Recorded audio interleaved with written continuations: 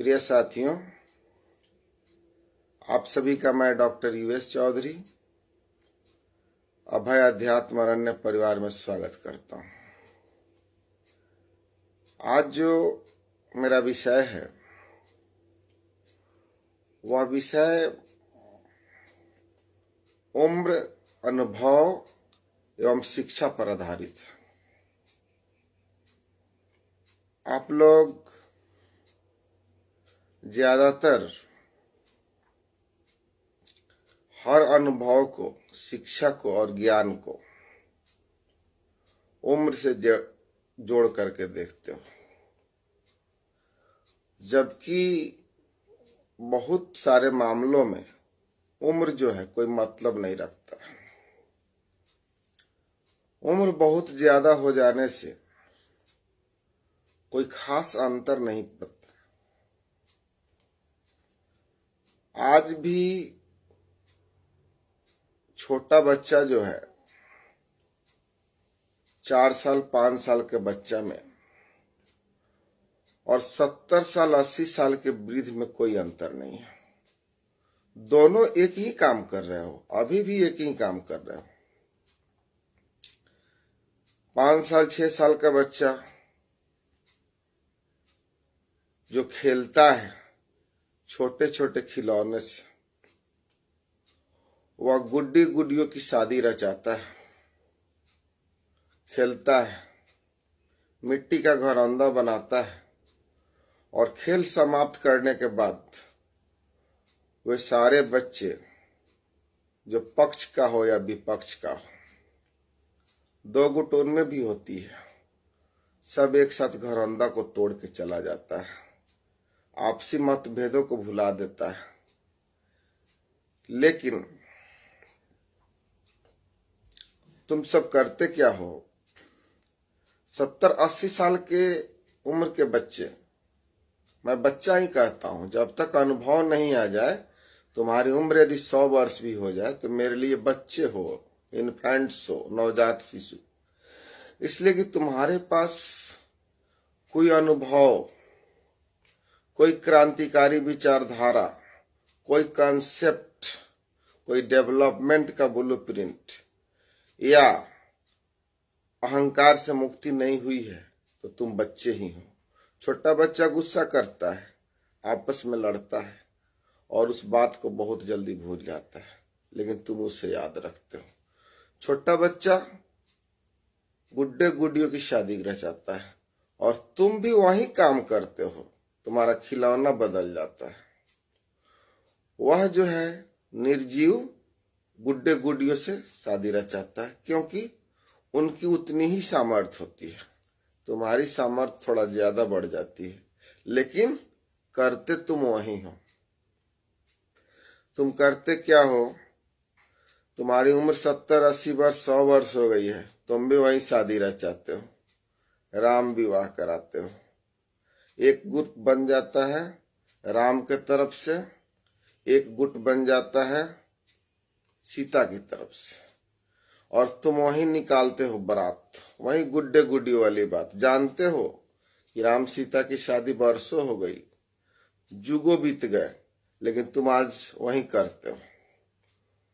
किसी को राम बनाते हो, किसी को लक्ष्मण बनाते हो, किसी को सीता बनाते हो। दूसरा गुट जो है सीता बनाता है, उर्मिला बनाता है, राजा जनक बनता है, कोई राजा दशरथ बनता है, और इस तरह बन करके तुम भी वही आयोजन करते हो, जिस आयोजन का कोई मतलब ही नहीं। और छोटा बच्चा जो गुड्डा गुड्डी की शादी करता है, उसमें दोनों में विरोध हो जाए तो नहीं लड़ते हैं। लेकिन तुम लोग जो हो उसको वास्तविक समझ लेते हो। जरा सा दोनों पक्ष में इधर उधर हुआ कि आपस में तुम लोग लड़ाई भी शुरू कर देते हो। बारात का अच्छा से स्वागत नहीं हुआ, बारात में अच्छा खाना नहीं मिला, राम लक्ष्मण को तुम वास्तविक राम लक्ष्मण समझ लेते हो, सीता को तुम वास्तविक सीता समझ लेते हो, और काम तुम्हारा कोई भी अनुभव पर आधारित नहीं है, बिल्कुल क्रियाकलाप, बच्चों के खेल जैसे। उम्र पक गया, खेल वही, खिलौना बदल जाता है, खेलने का तरीका बदल जाता है। इसको अनुभव कहते हैं क्या? अनुभव नहीं कहते हैं। मेरे समझे इस पृथ्वी पर उम्र का अनुभव से कोई लेना देना नहीं है। उम्र कोई मायने ही नहीं रखता है। हमारे हिंदू धर्म में कहता है कि चौथापन में घर छोड़ना चाहिए या गृहस्थाश्रम में रह करके भगवान का भक्ति भाव करना चाहिए। यह पूर्णतः गलत है।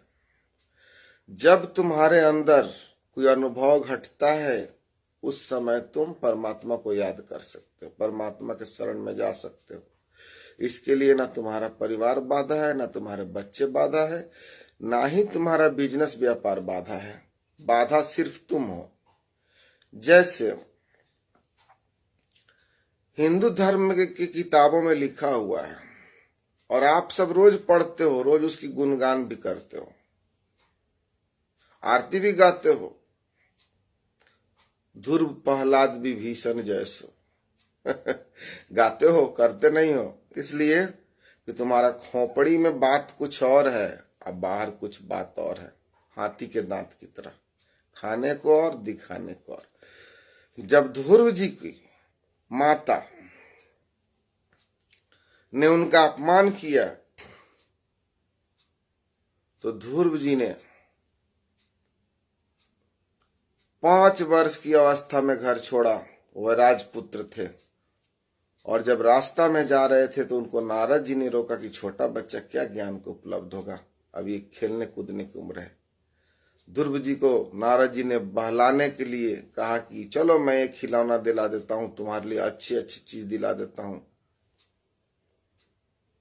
लेकिन ध्रुव जी का जवाब सुन के आपको दांतों तले अंगुली दब जाएगी।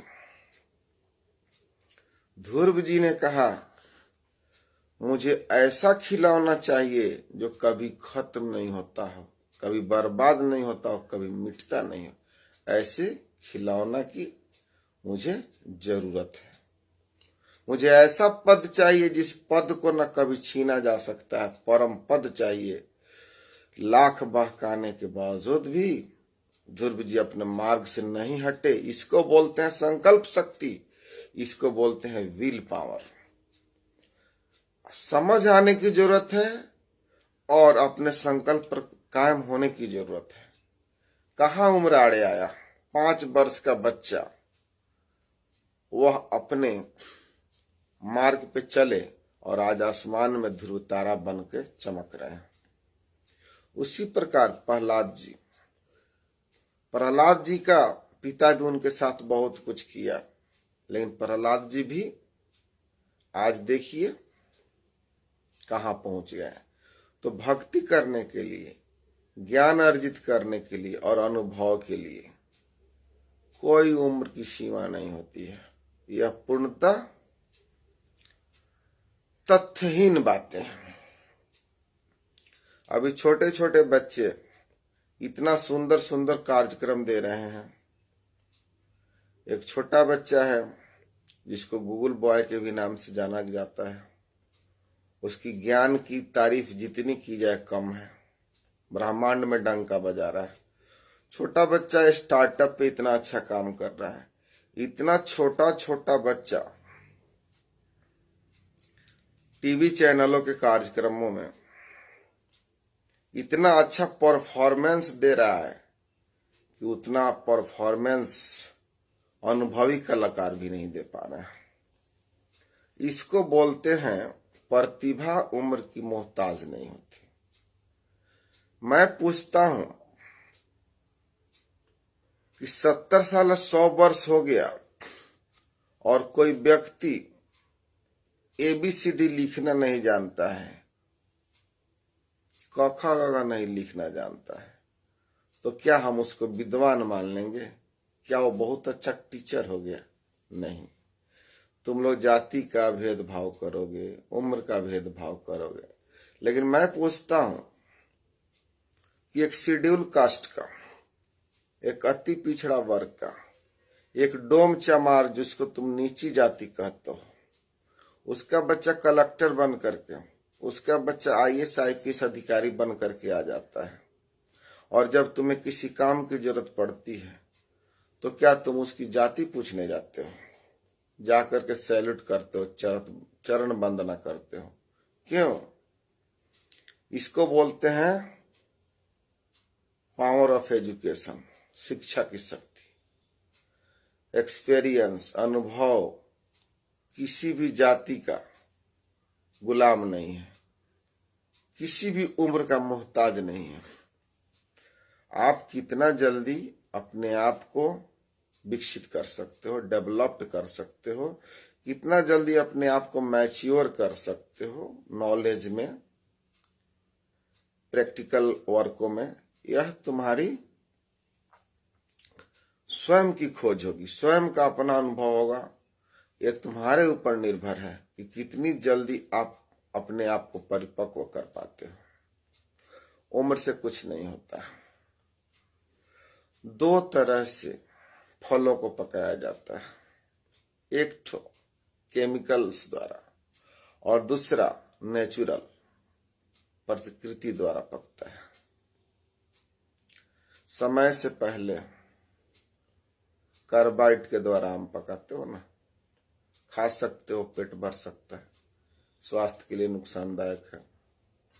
और एक तो है ना, समय के हिसाब से पक जाता है, परिपक्वता, बाल भी पक जाता है उम्र के हिसाब से।